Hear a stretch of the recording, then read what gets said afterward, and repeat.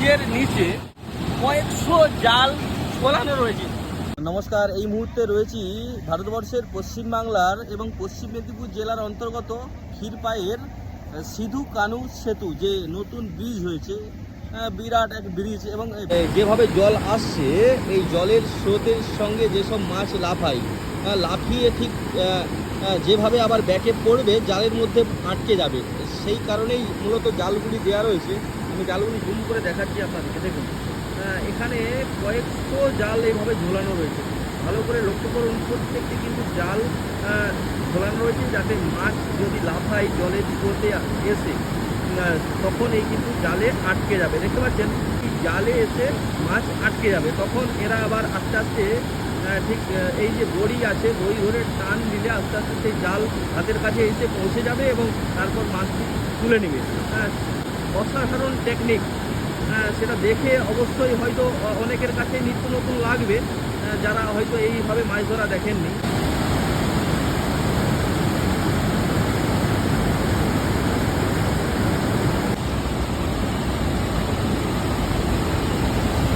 এই যে দেখতে পাচ্ছেন, এই মাছ ধরছে, যেই যারা মাছ ধরছে,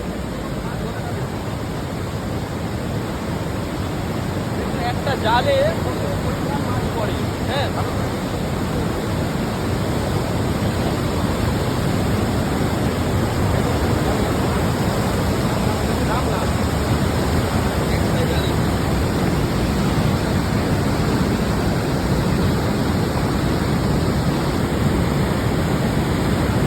চার 500 গ্রাম তো মাছ হবেই বটে, একদম 400-500 গ্রাম মাছ আবার দিচ্ছে, আমরা সেটাও দেখাবো আপনাদের। এই যে দাদা হাঁড়ি নিয়ে এসছে, হাঁড়িতে মাছ রাখা হবে।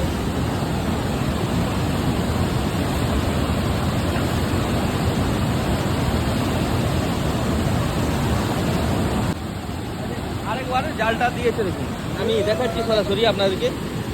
একটা জালে মাছটা কি পরিমাণ পড়ছে শুধু লক্ষ্যটা করুন। হ্যাঁ দেখুন, হ্যাঁ এই যে দাদা যাচ্ছে নিচে, একবারেই কত পরিমাণ মাছটা পড়ছে খালি লক্ষ্য করুন।